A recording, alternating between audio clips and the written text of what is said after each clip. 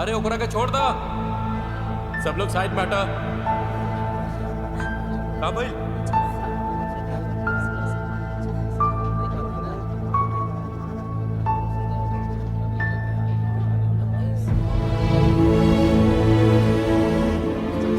कृष्णा दास बदकिस्मत रहे। ओकर समर्थन में एगो कमजोर संगठन के प्रदर्शन के लड़ाई ज्यादा दिन ना चलल और बाद में वो मेडिकल कॉलेज पुरान हो गईल और वही जा कैल गईल सर्जरी के सक्सेस रेट 1% भी ना रहल। ई तरह से वो धीमा पड़ गईल।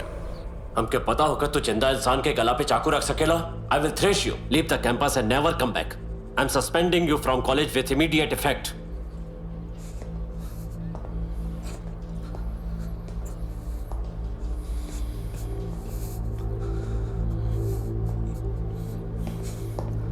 You are suspended from the college for a month.